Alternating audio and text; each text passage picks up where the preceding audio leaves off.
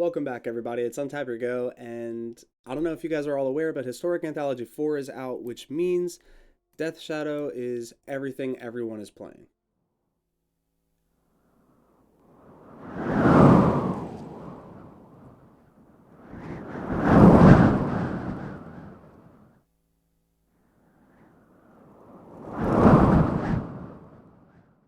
Let's break down the deck. Death Shadow is a 1 mana 13/13 that gets -X/-X, where X is your life total. So the whole game plan is to try to have your own life total reduced to as close to 0 as possible, as early as possible, so you can play this and just beat face. And, it's the biggest creature in play most of the time. I have not seen anybody play Collect a Company with this, and I'm sure someone has. I just haven't come across it yet. But Collect a Company is a really nice card in this deck. You have to be very careful because if your life total is not below 13, Collect a Company gets very, very bad. So you do not want to hit Death Shadow. We're also playing 2 copies of Scourge of Skyclaves, which is essentially the same thing, except it's a 20/20 minus the highest life total between the 2 players. And the whole rest of the deck is us trying to pay life and then be aggressive at the same time. So we're playing in a mono black shell because mono black actually has a really nice aggressive 1-drop suite. So let's break that down really quick. 4 copies of Gutter Bones is 2/1 you can bring back. Enters the battlefield tapped. So this is ideal to play on turn 1 over the other ones just because you want to have it, get it out, and then just start attacking with it immediately. 4 copies of Knight of the Ebon Legion, which is a 1/2. It gets +3/+3, and it can get a counter as long as a player loses 4 or more life, which we can actually lose 4 or more life on our own naturally, so we can grow a Knight of the Ebon Legion without actually having to attack with it. And all 4 copies of Vicious Conquistador, a 1 mana 1/2. Each opponent loses 1 life when it attacks. We chose this over the other 1-drop that gains you a life because we're not trying to gain our life back. Finish off the rest of the 1-drop slot. We are playing 4 copies of Fatal Push for early interaction. We can barely revolt this card. Honestly, we're not playing Fabled Passage or anything, but like sacrificing our if near dead lands and stuff like that can trigger this. And all 4 copies of Thoughtseize because it's the best discard spell we have access to for this archetype. You lose 2 life, and that's, again, we're just trying to lose life. 2 copies of Blitzsky Berserker. It's 2 mana 1/1. Whenever you cast your second spell each turn, you put 2 1/1 counters on it, and it gains Menace. I have never personally chose to play this card, but I've seen a lot of pros play it, and honestly, every time I play it, people kill it immediately, and if not, it just gets out of control really quickly. So this card is slept on. This is a really good aggressive 2-drop. 2 copies of Feed the Swarm to be able to destroy target creature or enchantment. It sucks at its sorcery speed, but we lose life, and that's perfect for what we're trying to do. 2 copies of Heartless Act for some more removal. It destroys target creature with no counters on it, or it removes 3 counters from target creature. And all 4 copies of Agadeem's Awakening. Obviously, we're going to play this mostly as a land, but we're going to pay the 3 life every time. Basically, whether we use the mana or not, just because we want to get our life total down. And we can occasionally play Agadeem's Awakening to bring back a Death Shadow or something. In the mana base, 3 copies of Castle Locthwain. I have tapped this and drawn and taken like 7 damage, and I'm perfectly okay with that. As long as you know the matchup. If you know you're not going to die to a bolt or a lightning strike, then you can activate this, take the 5 or 6 damage, because it's going to help take a huge chunk of your life total down to make your Death Shadow as big as possible. 4 copies of If Near Deadlands, like I said, you can sacrifice it to put 2 -1/-1 counters on target creature, and it can pay life to tap for black. Now you have to be careful with this. If you tap this for black mana to cast anything, just make sure that you tap and pay the life, because Auto Tapper will do everything in its power to stop you from paying the life to tap the mana. So if you want to pay the life so you can reduce your life total, you have to manually do it. The rest of the mana base is just a couple Blooming Marshes, all 4 copies of Overgrown Tomb, 2 Woodland Cemeteries, 5 Swamps, and in the sideboard, 1 copy of Bloodchief's Thirst, 1 copy of Soul God Lantern, 2 copies of Agonizing Remorse, 2 more copies of Feed the Swarm, 2 copies of Sorcerer's Spyglass, 1 copy of Call of the Death Dweller, 2 copies of Murderous Rider, and 3 copies of Witch's Vengeance, and that is Coco Death. We're going to take this in the arena, but first, if you like today's video, please leave a like on today's video, subscribe, bell, do the comment, all that good stuff, and I will see you all in the wrap-up. Game 1 against Puka Princess. They're on the play, but our opening hand is pretty good, so we're going to keep. Maybe not as good now.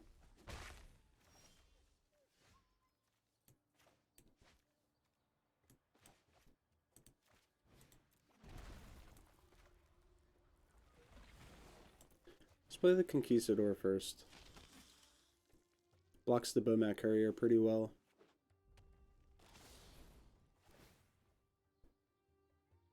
Gets our gutter bones.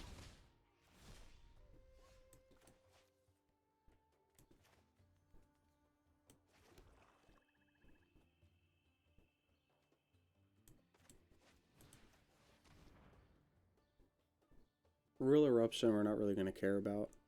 Cavalcade's going to be an issue. Another Robber is going to be an issue because they're going to see a lot of cards. We have to take the Cavalcade, I guess.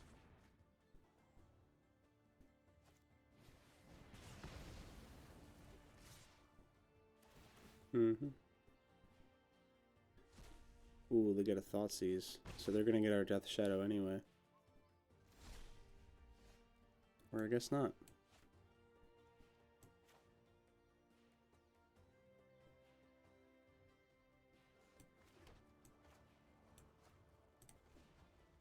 So tap to pay the life. Blitzky boy.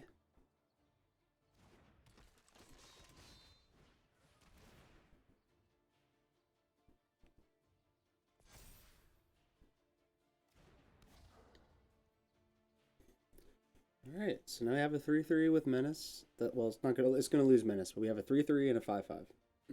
So we're doing okay. If our opponent draws into another Royal Eruption, they would need 7 mana. That's a lot. Fervent Champion. I would have attacked with the Bomat first to get one more card.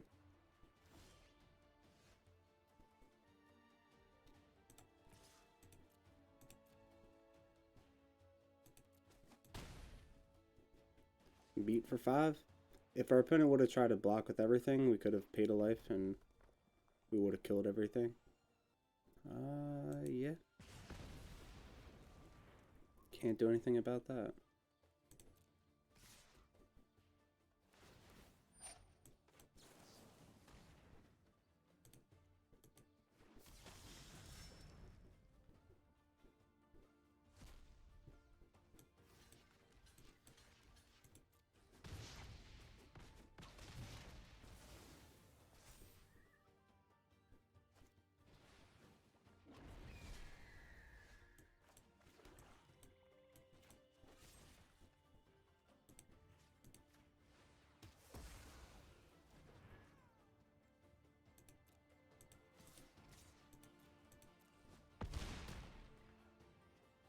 No, actually, I could have just, I could have just killed the opponent.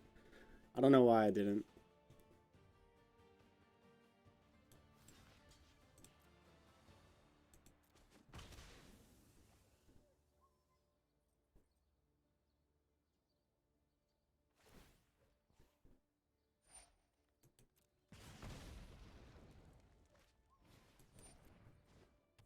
Finish off what I should have finished off a turn ago, but good game, Puka Princess. Game 2 against Brexel 2314, and we are going to keep this.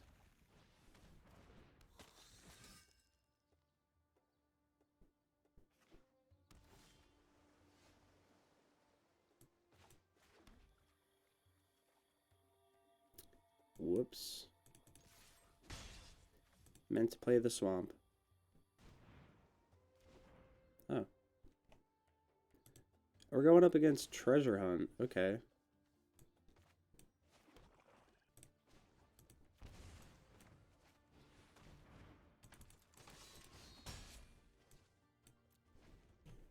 Alright, so we just need to get our life total below 10 next turn, somehow.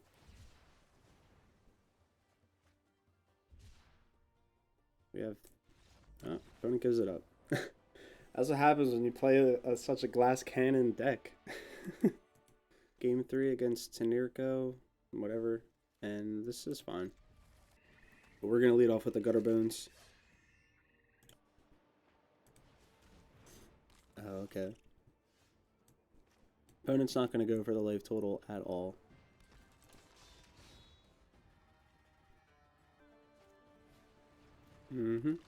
So it's crab. It's crab control.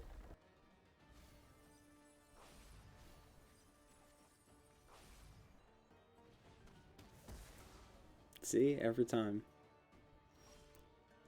Always kill it. Drew into a land, which is nice. We're still a little far off from getting our Death Shadow.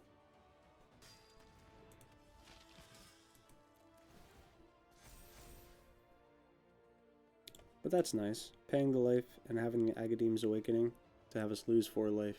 It's pretty strong.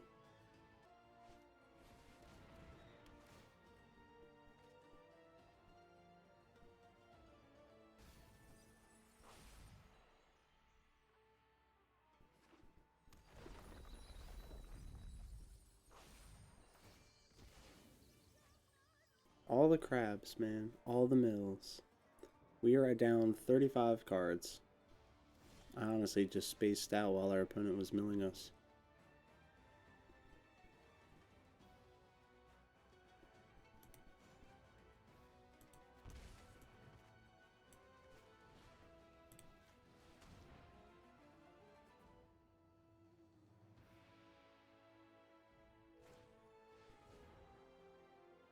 Okay. Opponent gets 1 more mill out of us.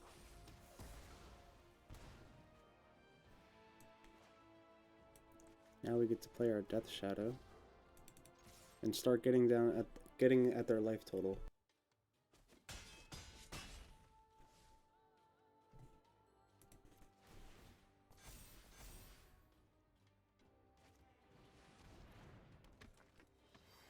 Oh boy.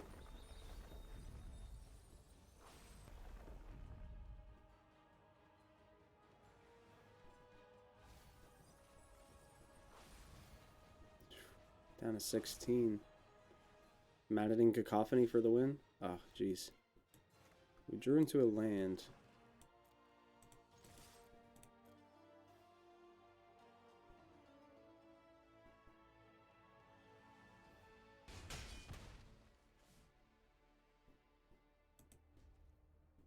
I mean, we can't kill them, so opponent either has us dead or we have them dead next turn.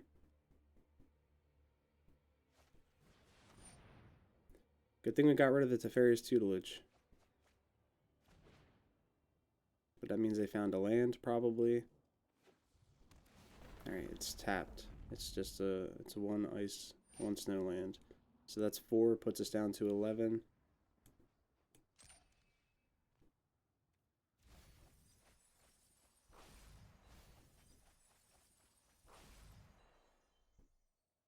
I shouldn't have resolved all. I guess we might as well fire this. Damn. That sucks. We could have grabbed the... I didn't mean to resolve all, but... yeah, that happens, I guess.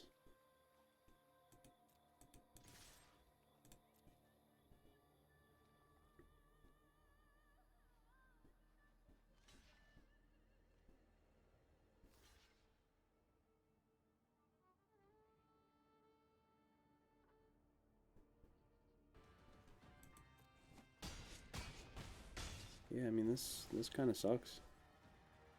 We might just be dead. Because I didn't grab the Death Shadow off the top. Yup. Good game, opponent. Damn, punted. Punted it. I just punted it. Welcome back to the wrap-up, everyone. If you made it this far, it means you watched the whole video. Thank you as always, and if you're a newcomer, please consider hitting the subscribe button. You made it this far, so you might as well subscribe and check out the other content. With that being said, we went 2-1 today, and the deck was pretty strong. Obviously, I don't have all 4 Scourge, which we definitely need because it would increase the number of threats that we would have, like, ultimately. And other than that, the deck feels pretty good. I mean, Collected Companies, honestly, it was just for fun, just to try it out. But if you guys have it, if you guys have the Collected Company, definitely give this deck a shot. I'll leave a link down below to the Ether Hub so you can import the deck into the arena. And with that being said, I'm Rob, aka Untap Your Go. It's been real, everyone, and I'll see you guys all in the next video.